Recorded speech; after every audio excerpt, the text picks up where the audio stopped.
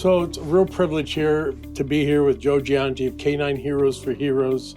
And you have a great organization. We really appreciate the Lally relationship, your participation in various events. But if you could tell our whole online audience a little bit about your organization, where did it come from, what's it do, what's your mission? So Canine Heroes for Heroes, I founded it in 2021. We're a nonprofit. We provide service dogs to veterans and first responders at no cost to them.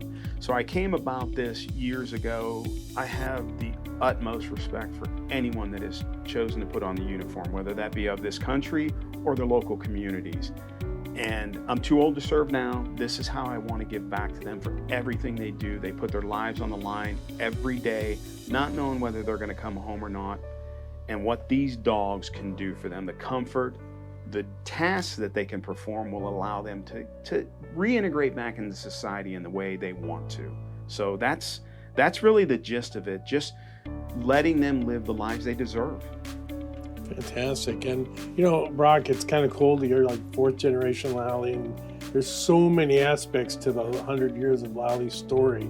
But one thing that's been really cool here, as somebody started recently, was also the Lallys have always been dog people too. So we have a dog on our page. Jane's always babysitting somebody's dog in the back. But really you took it to a whole new level. What prompted you to decide to give away a retired police vehicle that we took on trade? Because those are coveted. We sold, one went to Japan to a movie company. Security companies are always clamoring for them. But you just took this one and set it aside entirely. So kind of tell us about how that came about.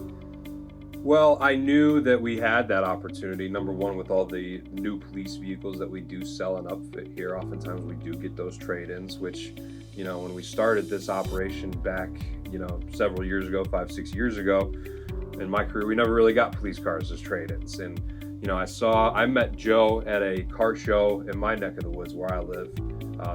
I was sponsoring the car show, trying to get my name out there. I had just moved there, and I had the opportunity to meet Joe there.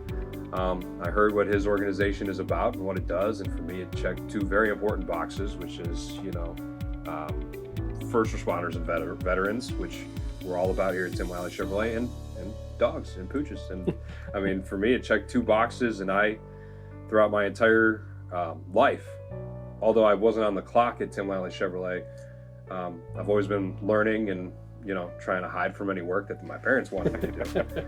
And I always saw how generous they were and how much they gave to their community and different causes over the years. And, in the position that I found myself in, being the leader of the company at this point, I'm sitting there like, it's my turn to give back. It's my turn to find the organizations that I want to support and that I want to put, our good name behind as well and help out in any way we can. And I know Joe needed a car. Yeah.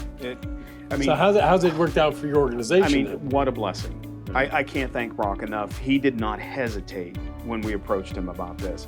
It has, it's a full canine kennel in the back, so it's nice, safe, and secure for him.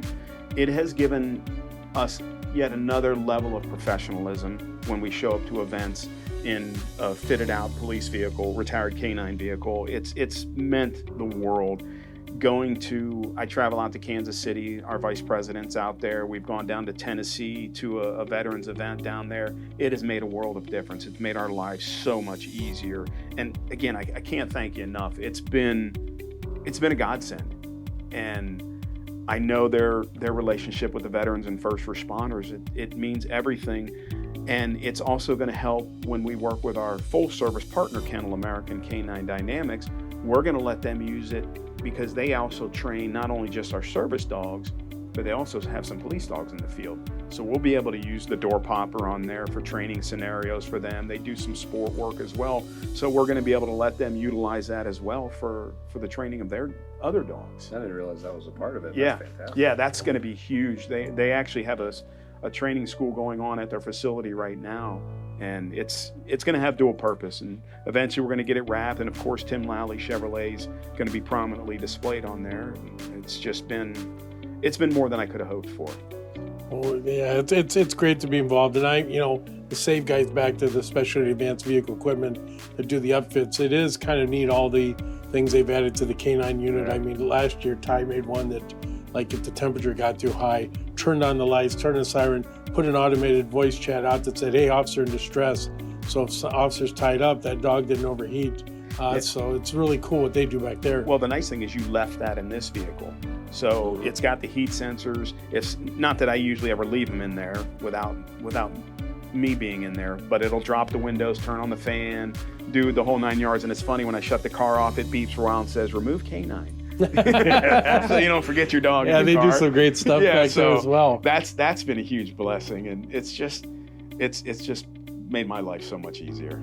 So if the greater Tim Lally family, which includes our hundreds of subscribers online and followers and all that on TikTok, if they wanted to help your organization too, yes, where do they go? How do they do it? So we're currently working on a website, but we're on LinkedIn, Instagram, and Facebook as Canine Heroes for Heroes. You can obviously direct donations. They're tax deductible. If you have an event you want us to be a part of, Brock and I met at the Wheels for Canine Heroes at Wheelcraft. It was specifically for us.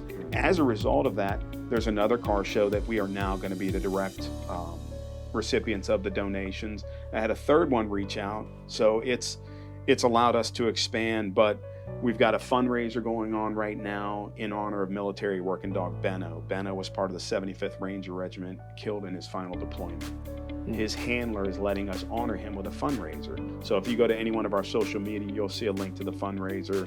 You can donate there if you like. And if somebody donates a minimum of $50, they get entered in for that milestones raffle item. So we're in actually the third milestone. So we've surpassed $6,000. Ultimate goal is $15,000. Wow, fantastic. And these dogs can range anywhere from 15 to 30 and up. It all depends on how many tasks you're putting on them. So it's huge. Fantastic. Well, I'm thank you guys for letting me sit down and interview you for the online community, and thank Evan for working the cameras and everything. Thanks, Evan. But yeah, great organization and great cause. Well, amen, and thank you, brother. Support them, folks. Please. Thank you so much. Yep. Loki's protecting you. That's awesome. Yeah. Well, the nice He's like, thing "Wait a was minute." is I didn't give him the down command. He just went in and